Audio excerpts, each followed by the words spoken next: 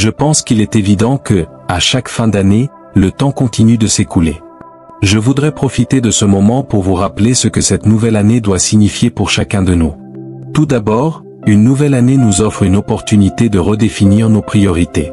Prenez le temps de réfléchir à cela dans les prochains jours et examinez votre vie et vos priorités. Demandez-vous si ce que vous faites est vraiment important ou simplement urgent. Il est crucial de ne pas confondre l'urgent avec l'important. Ensuite, une nouvelle année nous permet de redéfinir notre but dans la vie.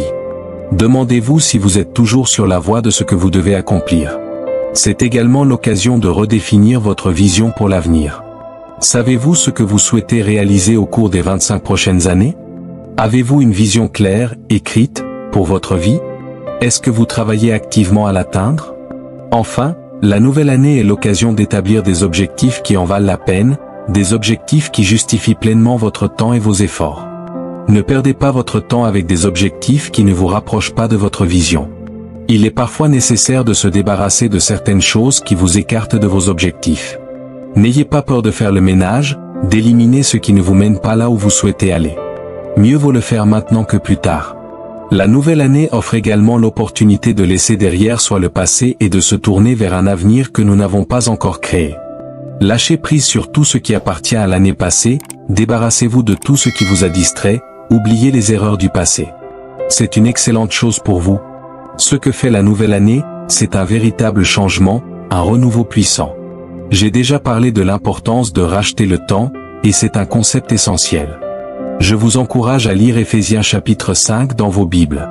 L'apôtre Paul y donne un excellent conseil pour votre vie. Il ne parle pas ici de gens endormis physiquement, mais de ceux qui sont dans une sorte de somnolence spirituelle, piégés dans des routines inutiles, répètent toujours les mêmes actions, les mêmes habitudes. Il commence par un appel clair, « Réveille-toi ». Vous pouvez marcher physiquement, mais êtes-vous éveillé dans votre vie? Parfois, on passe des années à vivre comme si l'on était endormi. Réveillez-vous. Ce réveil est un acte que vous seul pouvez initier. Personne d'autre ne changera votre condition. Rien ne changera dans cette année tant que vous ne déciderez pas de changer. Le monde racheté est crucial. Racheter signifie reprendre possession de quelque chose qui vous appartenait déjà. Si je vous dis de racheter votre temps, cela signifie que vous devez récupérer ce qui vous a été pris. Vous ne devez pas laisser d'autres personnes ou circonstances contrôler votre vie. Racheter le temps, c'est récupérer ce qui vous a été volé l'année précédente. Ne laissez plus personne prendre le contrôle de votre vie. Cette année, vous devez reprendre le contrôle de votre temps. Par exemple, décidez de consacrer 1 heure chaque matin à la lecture de la Bible, ou d'aller aux réunions de prière. Vous avez le pouvoir de contrôler votre temps et de faire des choix qui vont dans le sens de vos intérêts. Allez à l'église à l'heure, consacrez-vous à ce qui est important pour vous. Cette année, reprenez le contrôle de votre vie et de votre temps. Racheter le temps nous demande de marcher avec sagesse, en agissant de manière réfléchie et sensée. La sagesse, c'est la connaissance mise en pratique. Cela signifie que, lorsque vous rencontrez des personnes, vous devez appliquer ce que vous savez déjà. Il y a des gens qui voudraient avoir des rendez-vous avec vous pour discuter de choses futiles, sans intérêt pour vous. Certaines personnes souhaitent passer leur vie avec vous, mais elles sont en réalité des parasites qui siphonnent votre énergie. Lorsque vous êtes en présence de telles personnes, soyez sage et protégez votre temps. Dites avec moi, je protège mon temps. Il y a des amis qui ne sont pas vraiment des amis, mais des relations superficielles. Prenez un moment pour faire un inventaire de vos amis et vous verrez sûrement certaines personnes que vous devrez mettre de côté. Cela peut aussi concerner des habitudes ou des routines qui ne vous servent plus. Ce n'est pas tout ce qui semble être une opportunité qui en est réellement une.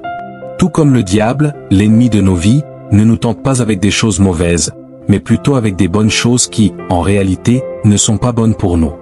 Il cherche simplement à voler notre temps, car notre temps est notre vie. Le diable veut nous occuper à faire des choses inutiles et à nous égarer dans des activités qui ne sont pas dans le plan de Dieu pour nous. Il veut qu'à la fin, personne ne se souvienne même que nous avons vécu, comme si notre existence n'avait eu aucun impact. Dans cette année, tant que vous ne déciderez pas de changer, le monde racheté est crucial. Racheter signifie reprendre possession de quelque chose qui vous appartenait déjà. Si je vous dis de racheter votre temps, cela signifie que vous devez récupérer ce qui vous a été pris. Vous ne devez pas laisser d'autres personnes ou circonstances contrôler votre vie. Racheter le temps, c'est récupérer ce qui vous a été volé l'année précédente. Ne laissez plus personne prendre le contrôle de votre vie. Cette année, vous devez reprendre le contrôle de votre temps. Par exemple, décidez de consacrer 1 heure chaque matin à la lecture de la Bible, ou d'aller aux réunions de prière. Vous avez le pouvoir de contrôler votre temps et de faire des choix qui vont dans le sens de vos intérêts. Allez à l'église à l'heure, consacrez-vous à ce qui est important pour vous.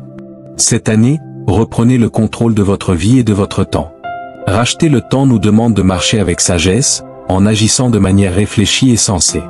La sagesse, c'est la connaissance mise en pratique. Cela signifie que, lorsque vous rencontrez des personnes, vous devez appliquer ce que vous savez déjà. Il y a des gens qui voudraient avoir des rendez-vous avec vous pour discuter de choses futiles, sans intérêt pour vous. Certaines personnes souhaitent passer leur vie avec vous, mais elles sont en réalité des parasites qui siphonnent votre énergie. Lorsque vous êtes en présence de telles personnes, soyez sage et protégez votre temps. Dites avec moi, je protège mon temps. Il y a des amis qui ne sont pas vraiment des amis, mais des relations superficielles. Prenez un moment pour faire un inventaire de vos amis et vous verrez sûrement certaines personnes que vous devrez mettre de côté. Cela peut aussi concerner des habitudes ou des routines qui ne vous servent plus. Ce n'est pas tout ce qui semble être une opportunité qui en est réellement une. Tout comme le diable, l'ennemi de nos vies, ne nous tente pas avec des choses mauvaises, mais plutôt avec des bonnes choses qui, en réalité, ne sont pas bonnes pour nous. Il cherche simplement à voler notre temps, car notre temps est notre vie. Le diable veut nous occuper à faire des choses inutiles et à nous égarer dans des activités qui ne sont pas dans le plan de Dieu pour nous. Il veut qu'à la fin, personne ne se souvienne même que nous avons vécu, comme si notre existence n'avait eu aucun impact. Le secret pour protéger ton temps, c'est de connaître ton but dans la vie. Cela te protège de t'engager dans de bonnes choses, mais qui ne sont pas ce qu'il y a de mieux pour toi. C'est pour cette raison que, connaître ton oui te permet de dire facilement non. Non n'est possible uniquement quand ton oui est clairement défini. En cette année, et dès cette semaine, tu seras confronté à de nombreuses opportunités. Certaines seront bien présentées, attrayantes, mais elles viendront de l'ennemi.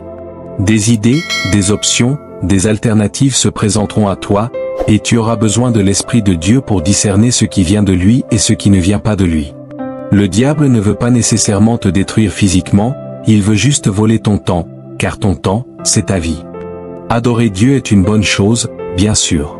Le roi Saül a, un jour, voulu offrir des sacrifices à Dieu après avoir désobéi à un ordre divin. Dieu lui avait demandé de détruire tous les animaux d'une ville, mais Saül, en rencontrant des brebis bien nourries, a décidé de les garder, prétendant qu'il voulait les offrir à Dieu. Adorer Dieu avec ces animaux n'était pas mauvais en soi, mais Saül n'avait pas obéi à l'ordre de Dieu. Et quand le prophète Samuel lui demanda pourquoi il n'avait pas obéi, Saül répondit qu'il voulait faire une offrande à Dieu avec ses animaux. Mais Samuel lui rappela que l'obéissance à Dieu vaut bien plus que le sacrifice. Ce qui compte, ce n'est pas ce que tu penses être bon pour Dieu, mais ce qu'il te demande de faire. Obéir à Dieu est plus important que tout ce que nous pouvons faire pour lui. En raison de son désobéissance, Saül perdit son royaume, et il entendit ces paroles célèbres. L'obéissance vaut mieux que le sacrifice. Obéir à Dieu est plus important que toutes les bonnes choses que nous pouvons accomplir. Beaucoup de gens ont été rejetés par Dieu pendant des années, mais savez-vous qu'il y en a aussi qui ont été chassés par Dieu, mais qui continuent malgré tout à prêcher? Lorsque Dieu a rejeté Saül, il est resté au pouvoir, parce que certaines personnes ont choisi de privilégier l'adoration plutôt que l'obéissance à Dieu. Il est important de comprendre que toutes les opportunités ne sont pas forcément bonnes pour vous. Ainsi, assurez-vous que tout ce que vous entreprenez soit une véritable opportunité qui mérite votre temps. En cette année, apprenez à gérer votre temps efficacement. Il y a un verset dans Proverbe 16 qui dit « L'homme fait des projets, mais c'est l'Éternel qui a le dernier mot ». Cela signifie que vous devez planifier, mais c'est Dieu qui décide. Il est essentiel de planifier selon le but que Dieu a pour votre vie. Lorsque vous trouvez ce but, vous pourrez facilement aligner vos projets avec ce plan divin. Et c'est là que vous devenez puissant, car ce but vous donne la capacité de créer des projets. L'homme fait des projets, mais l'Éternel a le dernier mot. Cela signifie que c'est vous qui devez faire les plans, pas Dieu. Il vous donne les désirs, les passions, les rêves et les visions, mais c'est à vous d'écrire et de mettre en place ces projets. Puis, il vous dira comment les accomplir. Beaucoup d'entre nous abandonnent leurs projets parce qu'ils croient qu'ils manquent de moyens, qu'ils ont besoin d'argent, de personnes ou de ressources. Mais Dieu nous dit que ce n'est pas ainsi que cela fonctionne. Vous devez prendre les rêves et les visions qu'il vous a donnés, les mettre sur papier, puis vous lancer. C'est Dieu qui décidera de la manière dont vous accomplirez tout cela. Proverbe 16 nous conseille aussi, recommande tes œuvres à l'Éternel, et tes projets se réaliseront. Dieu garantit que ce que vous avez planifié, en accord avec son but pour votre vie, réussira. Ce n'est pas à propos du temps que cela prendra, mais il vous promet que vous obtiendrez des résultats. Même dans les moments difficiles, Dieu travaille pour que tout concourt à votre bien. Il transforme chaque expérience, bonne ou mauvaise, en quelque chose qui vous bénéficiera. Même les erreurs passées seront utilisées pour accomplir son plan pour vous. Peut-être que vous avez perdu un travail auquel vous tenez depuis 20 ans, mais Dieu vous dit, ce n'est pas grave, je vais utiliser cela pour ton bien. Dieu prend ce que vous avez perdu et le transforme en bénédiction. Il transforme ce qui semble être un échec en un miracle. Peu importe ce que vous avez traversé ou perdu, il le convertira pour votre bien, car son plan pour vous ne peut pas être arrêté. Dans Proverbe 16h9, il est écrit « L'homme projette de suivre tel chemin, mais c'est Dieu qui dirige ses pas.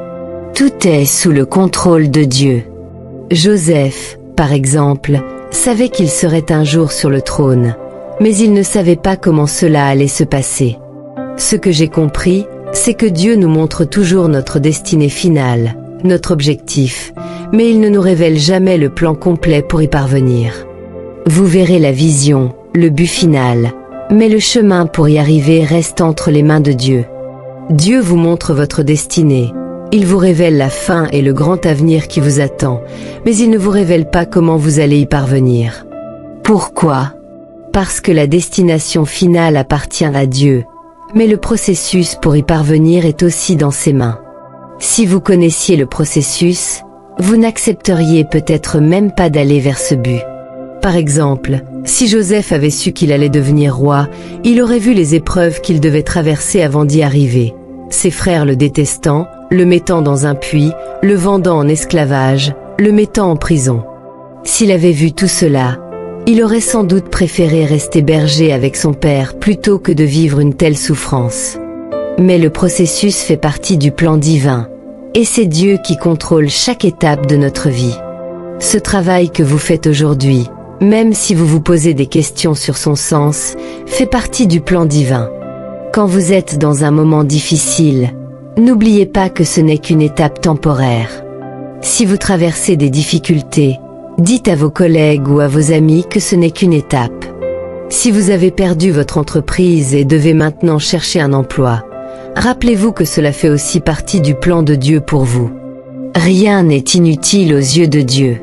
Tout ce que vous vivez contribue à son dessein pour votre vie.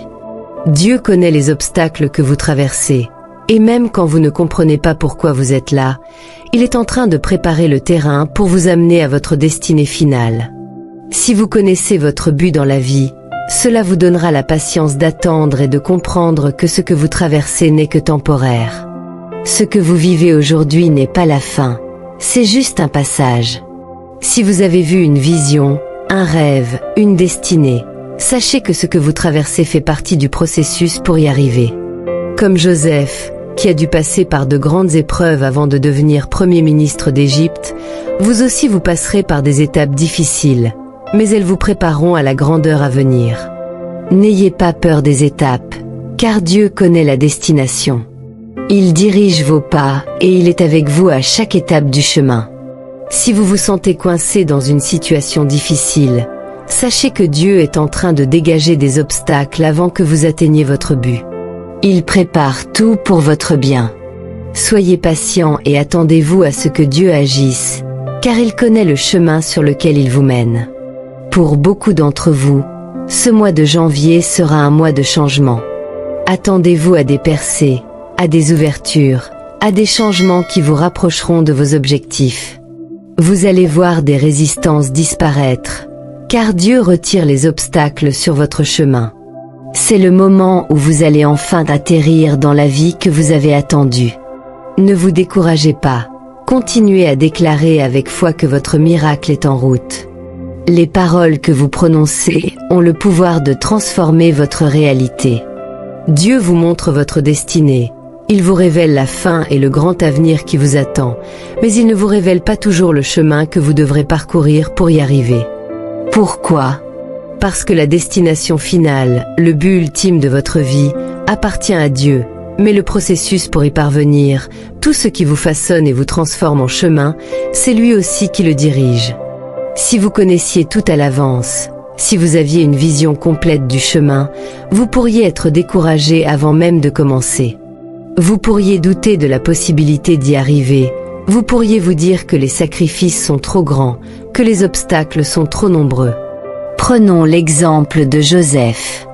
Dieu lui a montré qu'il allait un jour être une figure importante, un dirigeant puissant en Égypte.